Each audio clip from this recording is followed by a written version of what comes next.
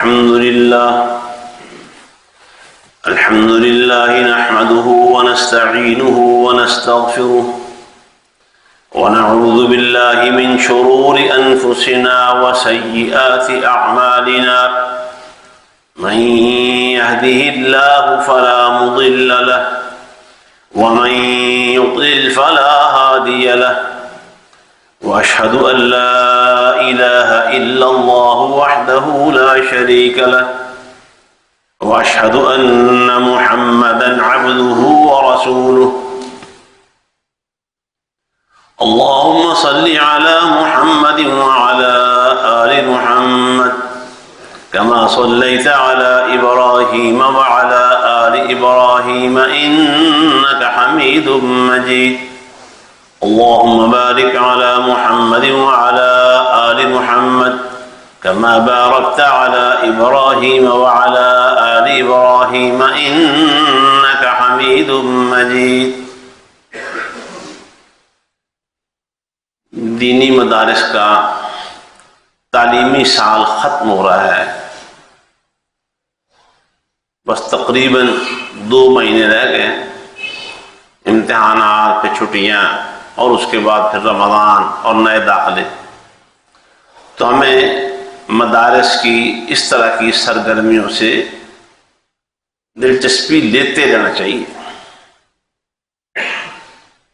اور وہاں کی جیسے کہ آپ کی مسجد میں بھی ایک چھوٹا سا کام جاری ہے، تو اس کے ساتھ اس کی ضروریات میں دلچسپی لیتے رہنا چاہیے، اس کے ساتھ اپنے تعلق کا اظہار کرتے رہنا چاہیے۔ طالب علم جہاں الحمدللہ رہتے ہیں ان کا کھانا پکتا ہے، کھانے جو نبی علیہ السلام کا مدینے میں پہنچ کر خطاب تھا، ابتدائی خطاب اس میں یہ تھا اطعموا الطعام، کھانے کھلایا کرو۔ جو اللہ کے پسندیدہ بندے ہیں ان کے بارے میں قرآن میں ذکر آتا ہے کہ یطعمون الطعام علی حبہ، وہ کھانے کھلاتے ہیں اللہ کی محبت حاصل کرنے کے لیے، اس سے اللہ کی محبت حاصل ہوتی ہے۔ اور بھی اس طرح کا کام، باقی ضروریات، اساتذہ کے وظائف ہیں، وہ وظائف آپ کسی عام ضرورت مند پر خرچ کرتے ہیں، وہ ایک عام ضرورت مند ہوگا، وہ بھی انشاءاللہ نیکی کا کام۔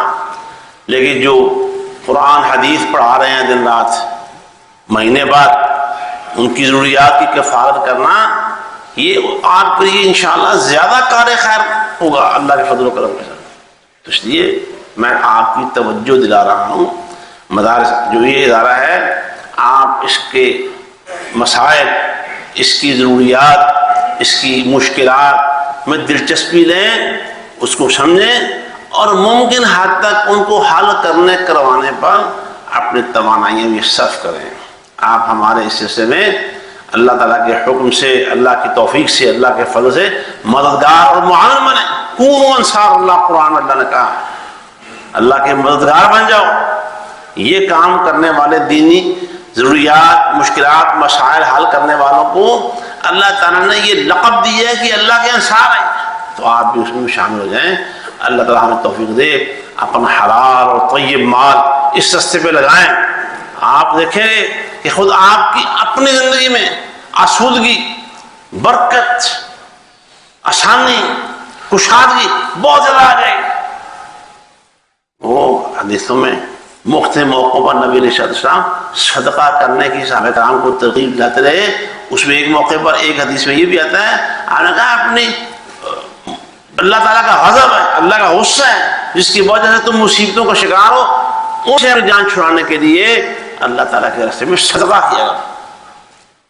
تو اللہ تعالیٰ ہمیں ان احادیث کے مطابق عمل کرنے کی، اور عمل کرتے رہنے کی، اور عمل کرتے چلے جانے کی توفیق فرمائے، اور یہ پھر ہم سے آگے ہماری اولادیں سیکھ لیں، ہمارے بچے سیکھ لیں، دین کے، مسجد کے، مدرسے کے، علماء کے، علم کے، ہم سب کے اس دنیا سے رخصت ہو، اللہ سے ملاقات ہو، ہم اللہ سے کہیں یا اللہ ہمارے پلے اور تو کچھ نہیں، ہم دنیا میں تیرے اور تیرے نبی صلی اللہ علیہ وسلم کے دین کے خادم بن کے رہیں۔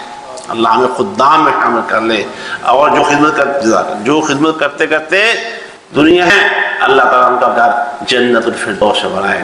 کئی بیماروں کے لیے بھی دعا کر دیں. کئی بیمار ہیں دنیا سے جانے والے جا بھی رہے ہیں. کئی علماء نوجوان اندرون ملک بیرون ملک. ریاض میں ایک نوجوان عالم دین وہ روڈ ایکسیڈنٹ میرے پاس پہنچ گئے. پاکستان میں بیمار شدید رہتے. سب کے کرے اللہ ان گناہ معاف کر دے. اللہ تعالیٰ ان کی عاقبت اچھی کرے. اللہ تعالیٰ ان کے نیک اعمال قبول کرے. ان کے گناہوں سے درگزر فرمائے. بیماروں کے لیے بھی دعا کر دے کہ بیمار ہیں اللہ تعالیٰ بیماروں کو صحت. میرا بھی کئی دنوں سے کافی شدید بخار خطرہ. اللہ تعالیٰ اسے بھی صحت دے. اور بھی جس گھر میں کوئی بچہ بڑا بوڑھا مرد اور بیمار ہیں اللہ سب کو شفا عطا فرمائے. یا اللہ ہمارے ملک پر رحم فرما. یا اللہ قرآن و حدیث پر عمل کی بہاریں یہاں نصیب فرما. یا اللہ ہماری بے عملی ہماری لاپرواہی اے اللہ ہمارے گناہوں کی سزا یہ مل رہی ہے کہ ایسے ایسے حکمران یا اللہ کہ ہم ان کی باتیں کر کے شرمسار ہوتے ہیں ان کے رویوں سے.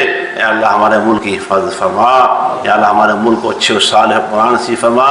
یا اللہ جو ملک کے دشمن ہیں صفوں کے اندر گھسے ہوئے ہیں بیرون ملک ہیں اندرون ملک ہیں یا اللہ سب کو تباہ و برباد فرما. اور یا اللہ اس ملک کی حفاظت فرما.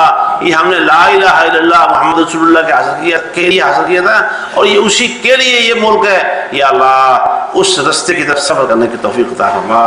سبحان ربک رب العزة عما یصفون وسلام علی المرسلین والحمد للہ رب العالمین.